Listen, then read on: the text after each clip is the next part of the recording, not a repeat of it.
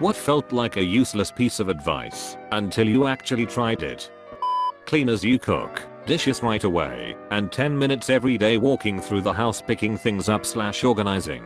So much better than hours of cleaning on one day. I have learned to pick up things as I go. Like, if I'm going from one room to another and there's anything that is lying around that needs to be put back in its place, I do that along the way. That way I'm not going out of my way to do it, but things are kept tidy.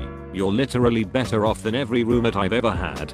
Things have places they go, not just wherever it was used last. It's such a simple concept to keeping a space tidy.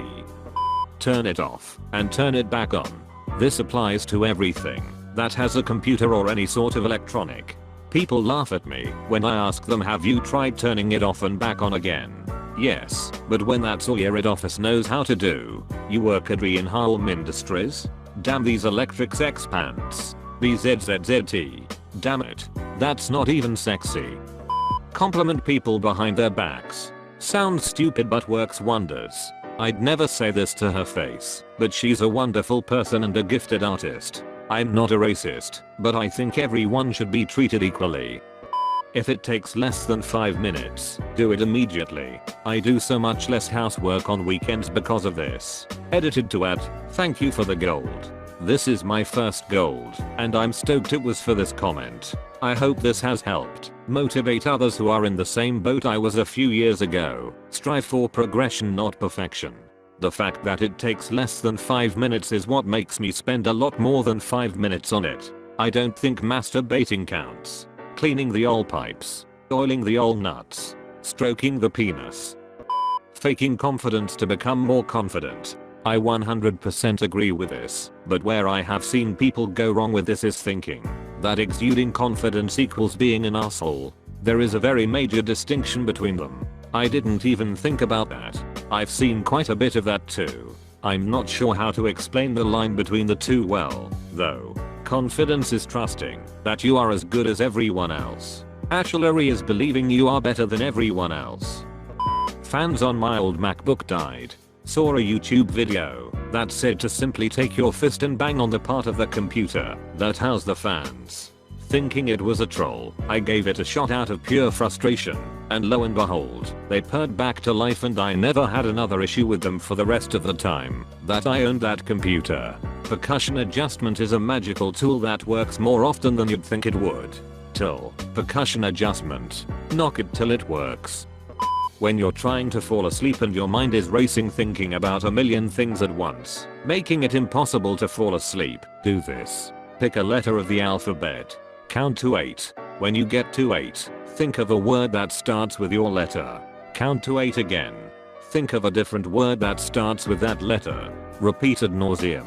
You'll distract your brain and bore it to sleep.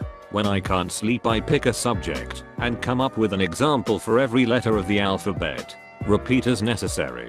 Albania, Bahamas, Cambodia, Denmark, England, France, Guyana, etc. Apple, blueberry, cantaloupe, durian, elderberry, fig, grape, etc. Anchovy, barracuda, carp, damselfish, flounder, grouper, etc. Insomnia is a bitch. Edit, eel. Experience is what you get when you don't get what you want. I thought depression is what you get when you don't get what you want. Depression equals experience. Then call me Gandalf. I think I'll stick with Bill Nye Creepy Guy. Cleaning your house before leaving for more than 5 days. Nothing is better than coming to a clean house. I travel a lot for work and can sometimes be gone for 2 to 3 weeks at a time. There is nothing worse than finally coming home and remembering how bad you left the place. I'll learn this real quick and make a point to clean up before I leave. Practice gratitude. Grateful people are happy people. This includes just saying thank you anytime someone does something. Everyone likes to be acknowledged for something, even if it's something small, and just making other people a little happier makes you happier. And I imagine even just noticing how much others do for you is bound to help. So I usually cook dinner, but tonight I was in the middle of something when dinner needed to get started, so my husband did it. When I got my plate, I thanked him for cooking dinner. He said, "I'm sorry the pork chops are over seasoned." I said, I haven't even tried them yet, but they're delicious. You know what the best spice is? Food somebody else cooked for you? Absolutely. I know he's not a gourmet chef, but I appreciate the hell out of somebody else cooking for me. Unclench your jaw, open your hands, drop your shoulders, and breathe in. I just dropped my phone, sad face. Stop holding it with your mouth then. Flip a coin, and choose the one you're hoping for.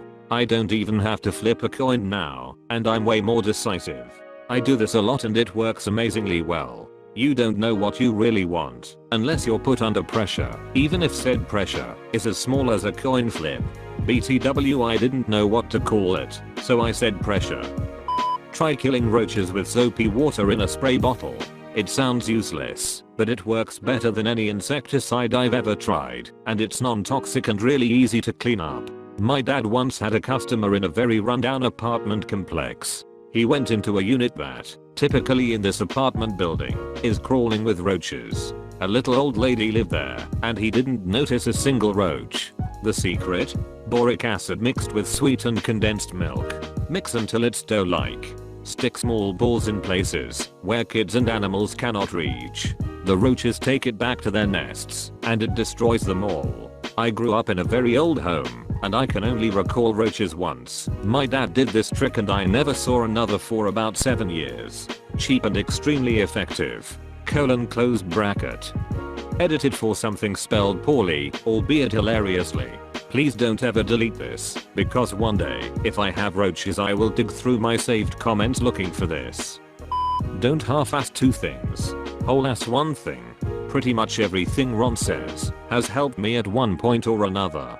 I once worked with a guy for 3 years and never learned his name. Best friend I ever had. We still never talk sometimes. One day at a time. It's been helping me stay focused in the now. My grandma, rest her soul, gave me a similar piece of advice, but with a variant. If you feel like you can't survive a week, focus on getting through one day. One day too much, 1 hour too much, 1 minute. Whatever it takes. If you can survive one, you can survive another. Edit, Reddit gold. Whoa dude. Really all I can think is grandma would have been so happy to know that a lesson she taught me is being shared and hopefully heard by so many people. Is your grandma Kimmy Schmidt? That's 24 hours on the crank. That's what she said. Deleted my Facebook. Edit, thanks for all the awards everyone. I'll take it as a sign of encouragement and support. That website is genuinely making the world a worse place and you really do feel a million times better once it's gone. Hot tip, you can deactivate your Facebook and still use Messenger. I noticed that was a big reason people in the comments were hesitant about deleting their Facebooks. I second this. Thought I'd miss it, not even a little. Go to the bathroom first thing after having sex. I suggest walking to the toilet first. Where is the toilet? Usually, down the hall to your left. My roommate is now screaming at me for pissing in his room. Why did you lie to me, Marius? I thought we had something special. Second door on the left. Stick to the same sleep schedule on your days off that you follow on days when you have to be somewhere at a specific time, like school or work days. I spent my whole life sleeping until noon on weekends, thinking I was storing sleep in some imaginary sleep bank. I recently started waking up early on weekends, and now I don't have trouble waking up when my alarm goes off during the week. Plus I have all this extra time to do stuff, because I'm not sleeping all day. I got a job to match my natural sleep cycle, and I'm much happier for it. I loved working the swing shift, 2 to 10 PM. I'd sleep from 1 to 9, and got the best sleep of my life. Had several hours in the morning to use how I wished. I actually ate breakfast and exercised before work. I've given up on exercising before 7 AM. I just can't bring myself to do it. Honestly wish I could work swing shift sometimes. That sounds like it would fit me just right. But there's not a lot out there that isn't 724 or 825 if I want to keep a gov desk job. Fill your tank all the way up instead of a little at a time. The less fuel in my motorcycle, the easier she'll wheelie. Yeehaw brother. If you have a clogged nose, doing 8 to 10 push-ups will temporarily clear it up. Is this just to get me to try to actually do a push-up? Haha, one would assume. But no, it legit works. Got any great advice? Leave it in the comments below.